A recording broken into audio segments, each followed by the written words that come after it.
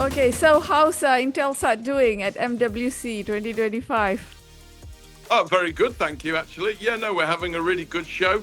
Lots of existing customers coming in, looking for new requirements or to upgrade existing services, but also a lot of new interest as well. I think the interest in non-terrestrial networks is really helping drive a lot of enthusiasm and positivity for the satellite sector, and we're very much seeing that this week with a lot of people coming in to inquire about whether we can support them with new applications and services, perhaps for things that perhaps even we hadn't thought of. So yeah, very encouraging, I would say. Is there any particular area that you find more inquiries focused on? Like, there's a particular area people are interested, maybe like a D2C applications Yeah, or something like that. sure. So I think there's a couple of areas that have had a lot of that have generated a lot of interest. And one is around our connectivity into cellular towers, so cell backhaul. So we've got a sophisticated managed service approach to that, which gives customers a lot of control, a lot of visibility, but without doing much of the commissioning or management work. We do all of that for them. So we'll build the network effectively, connect their towers, and connect then into their core network for them. And so that is proving to be very interesting and driving a lot of discussions, especially because we can now add our OneWeb services into that same offer. So where customers previously have been worried about latency or the ability to upscale those networks, now we've got a very compelling answer by combining LEO into the same solution. So that's been particularly I think, positive from a sort of customer interest point of view. And then also we've got a nice suite of IoT products now that are generating a lot of interest. So, for example, now as we speak, DT is presenting their IoT roadmap, of which we're a significant part from a satellite perspective. So over on the DT stand, they're presenting that now. So, and there's been a lot of interest there from utilities, equipment manufacturers, police forces. I mean, all sorts of different people, railway companies, electricity generators coming in because they obviously want as much of their network monitored as much as possible. And sometimes satellite is either the most secure way to do that, or the most flexible way to do that, or in some cases, the only way to do that if there's no other network present. So those are the two, if I would say, sort of product areas, I think, or offers that have been of most interest. But I think more broadly, our approach is very much to partner with our customers and customize to an extent our solutions for our customer needs.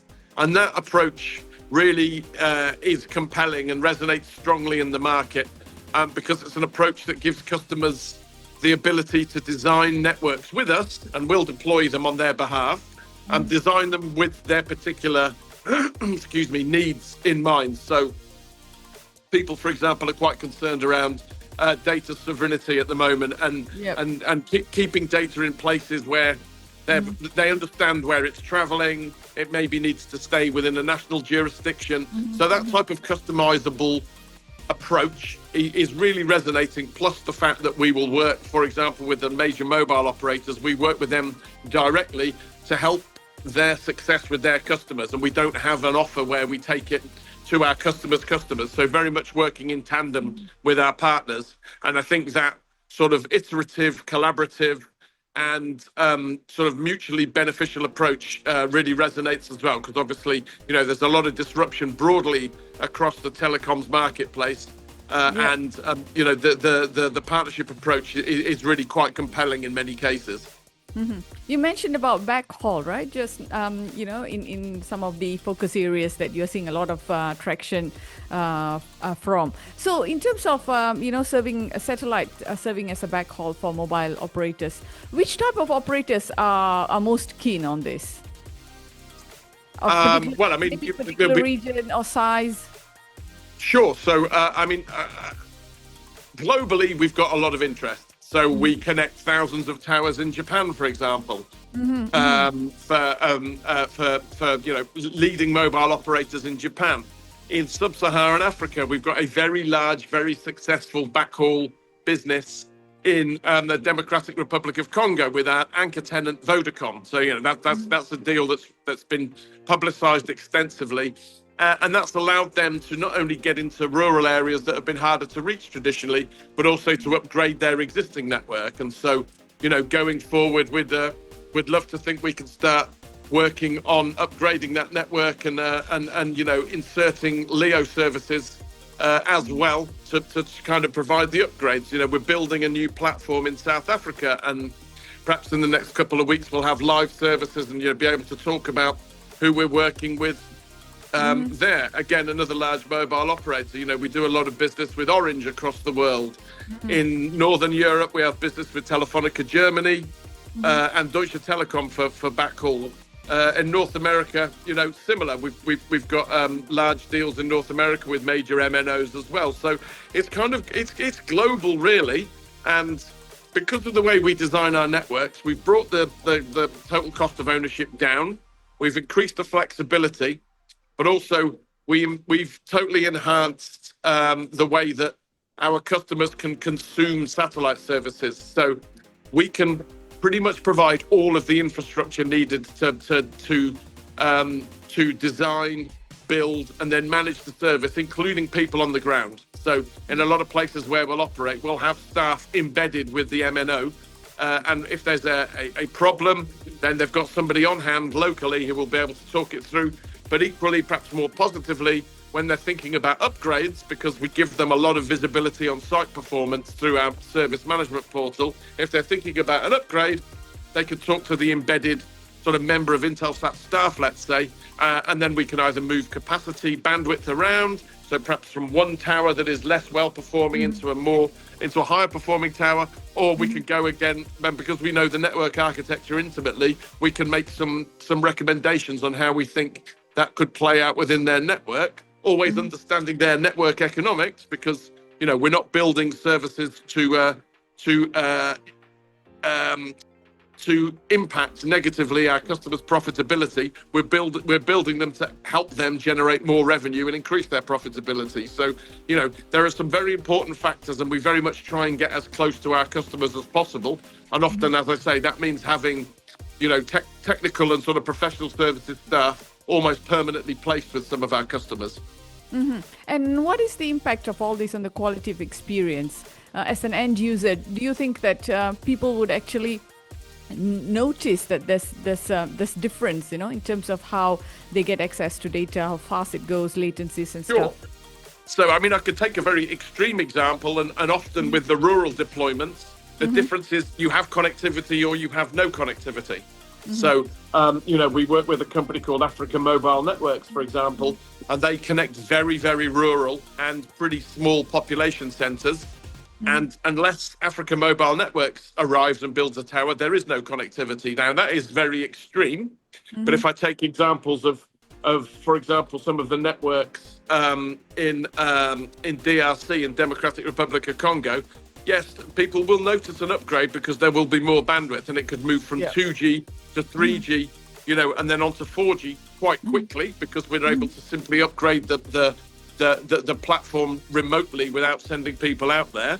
And then all of a sudden the data experience increases, very, very significantly and very quickly. So yeah, I think it makes a meaningful contribution, but also because we're able to provide this fully managed solution with the right economics, we're also facilitating, I think, a broader range of thinking, so that operators are thinking about putting connectivity into places where perhaps they haven't necessarily considered it before. So satellite has historically been viewed as expensive and inflexible and difficult, and we're really kind of changing the way that it's offered and positioned and managed, and that is encouraging operators to really think, actually, this forms a valuable part of our service mix, so let's really start considering it now. And this is in very highly sophisticated and developed economies, through to economies that perhaps have got a less well-developed telecoms infrastructure. So it kind of applies across the board. All right. Okay. Sounds interesting. Well, we are intrigued, on how your booth looks like.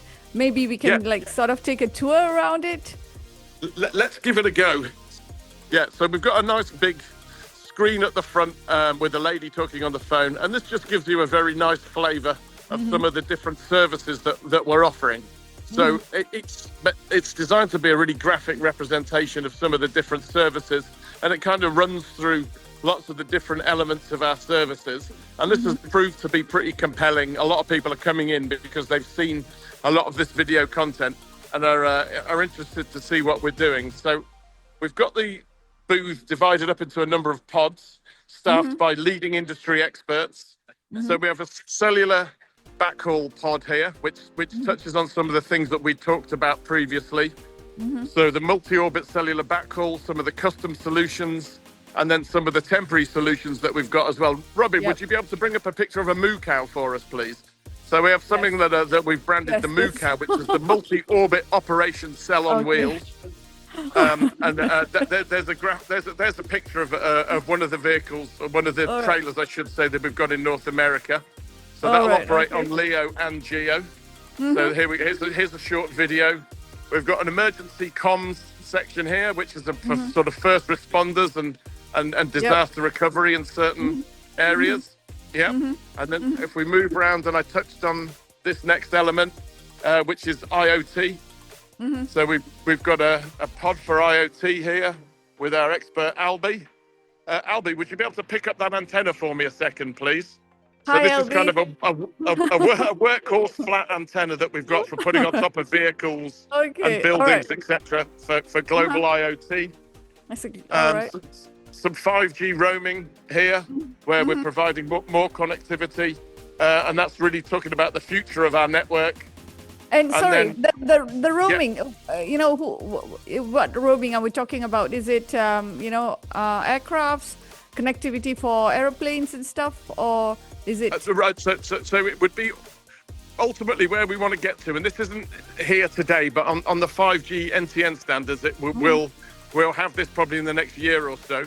Is that actually operators will be able to roam into our network. So SIM card enabled devices will be able to roam into the satellite network and then roam out of the satellite network and back into the cellular network. So that's not there today, but that's what we're working on with our next generation network.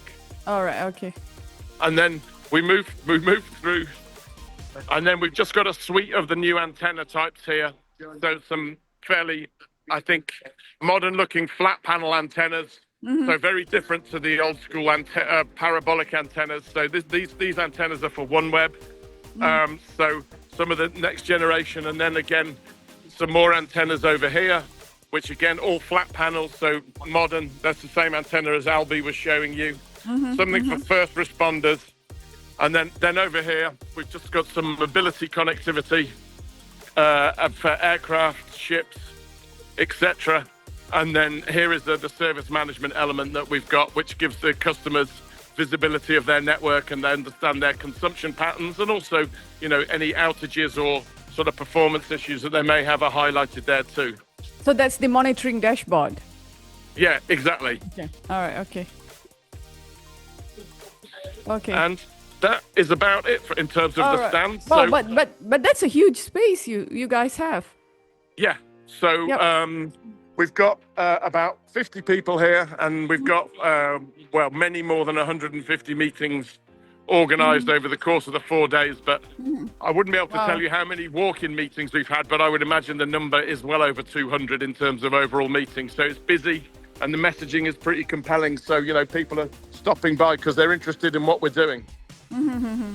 Amazing. I think we've got like a really nice showcase going on over there, and it's lovely to take this little tour. I think pretty much we can feel the ambience, we can feel the mood, the vibe. So thanks guys. I think this is great.